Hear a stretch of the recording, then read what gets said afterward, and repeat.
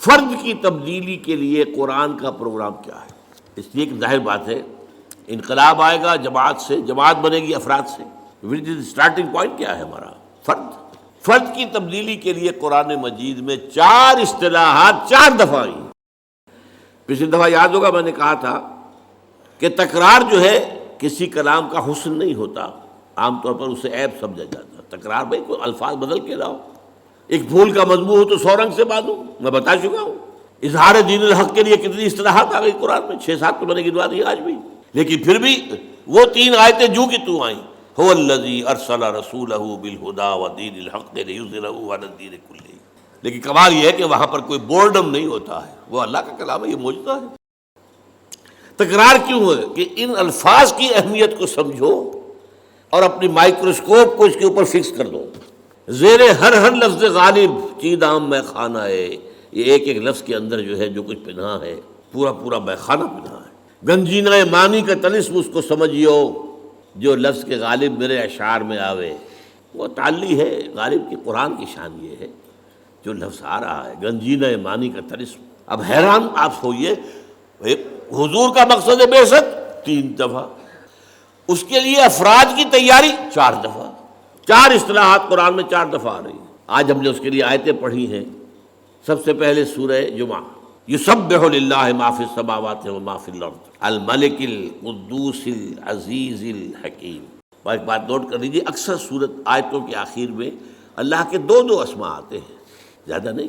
وَهُوَ الغفور الرحیم، وَهُوَ الخبیر العلیم، یہی ہے نا، وَهُوَ العزیز الحکیم، وَهُوَ السمیع البصیر، دو۔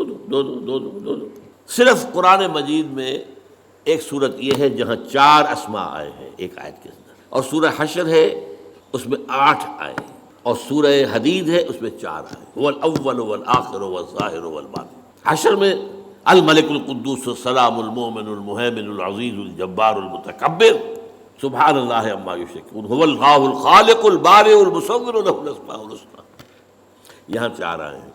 یہ جو حسن یہاں ہے آپ کا نوٹ کیجئے گا، 4 آگے الفاظ آ رہے ہیں، وہ سب کی نسبت ان 4 ناموں سے ہے۔ وہ الفاظ کیا ہیں؟ یتلو علیہم آیاتہ، هو الذی بعث فی الامیین رسولا منہم۔ یہ 3 جگہ اور آئے ہیں، ابھی الفاظ میں بعد میں آپ کو بتاؤں گا۔ یہاں یہ نوٹ کر لیجئے سورہ صف کے ساتھ کتنا گہرا رشتہ ہے، یہ جوڑا ہے سورہ صف سورہ جمعہ۔ سورہ صف کے شروع میں کیا ہے؟ سبح للہ ما فی السماوات و ما فی الارض، اور جمعہ یسبح للہ ما فی السماوات و ما فی الارض۔ ایک میں ماضی آ گیا، ایک میں حال اور مستقبل دونوں آ گئے، زمانے کا احاطہ ہو گیا۔ ما فی السماوات و ما فی الارض، مکان کا احاطہ ہو گیا، کون و مکان۔ اس کی مرکزی آیت هو الذی ارسل رسولہ بالہدی ودین الحق لیظہرہ علی الدین کلہ۔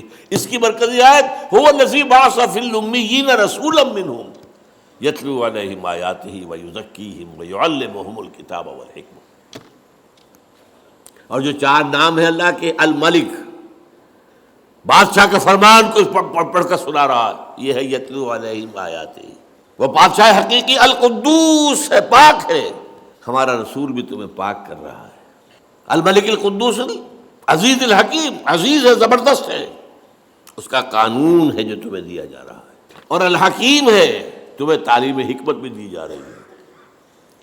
یتلو علیہم آیاتہ، یہ الملک، ویزکیہم القدوس، یعلمہم الکتاب، یہ العزیز، والحکمہ الحکیم۔ ان 4 الفاظ کا تعلق 4 اسماء کا گویا کہ یہ سایہ ہے۔ اب نوٹ کیجئے یہ الفاظ پہلے آئے سورہ بقرہ میں 2 جگہ۔ پہلے 15ویں رکوع کے آخر میں حضرت ابراہیم اور اسماعیل کی دعا، جب وہ بنیادیں اٹھا رہے تھے خانہ کعبہ کی، تو جو دعا مانگی ان میں سے ایک یہ بھی تھی، پروردگار ہماری جو نسل یہاں آباد ہوگی تیرے اس گھر کے پاس، ربنا وبعث فیہم رسولا منہم، ان میں اپنا ایک رسول اٹھائیے انہی میں سے، کیا کرے گا؟ یتلو علیہم آیاتہ ویعلمہم الکتاب والحکمۃ ویزکیہم۔ 4 آئے ہیں، کوئی چیز، تھوڑا سا فرق ہے، ترتیب مختلف ہے، میں بعد میں بات کروں گا۔ 2 رکوعوں کے بعد آ گیا اعلان، دیکھو یہ تمہارے باپ ابراہیم اور اسماعیل کی دعا کا ظہور، محمد آ گئے تمہارے پاس صلی اللہ علیہ وسلم۔ کما ارسلنا فیکم رسولا منکم یتلو علیکم آیاتنا ویزکیکم ویعلمکم الکتاب والحکمہ۔ وہی 4 چیزیں۔ سورہ بقرہ کا جوڑا ہے سورہ آل عمران، اس میں پھر آ گیا لقد من اللہ علی المؤمنین اذ بعث فیہم رسولا من انفسہم یتلو علیہم آیاتہ ویزکیہم ویعلمہم الکتاب والحکمہ.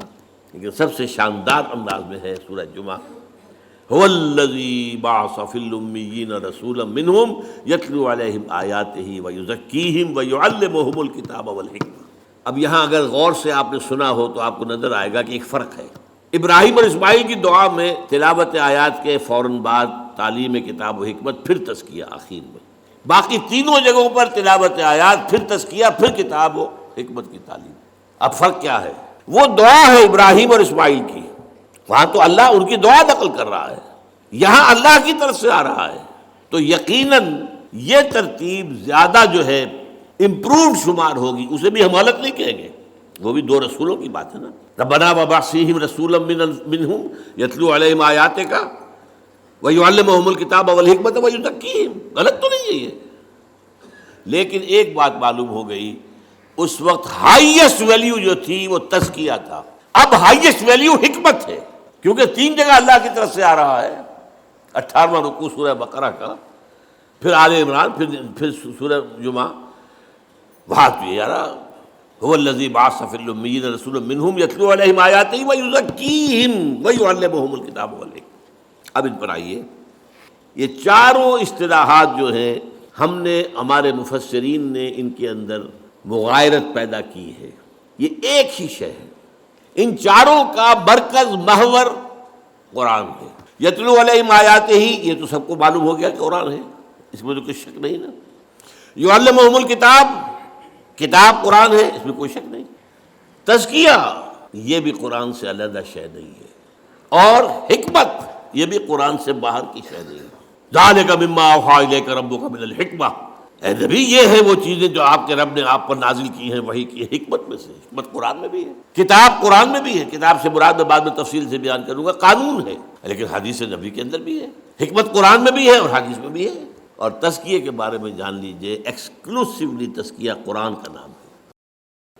اب آئیے، یعنی یہاں ذرا حالی کا وہ شعر آپ یاد کر لیں کہ حضور کا اعلی انقلاب قرآن، لوگوں کو بدلنے کا ذریعہ قرآن. اتر کر ہرا سے سوئے قوم آیا اور ایک نسخہ کیمیا ساتھ.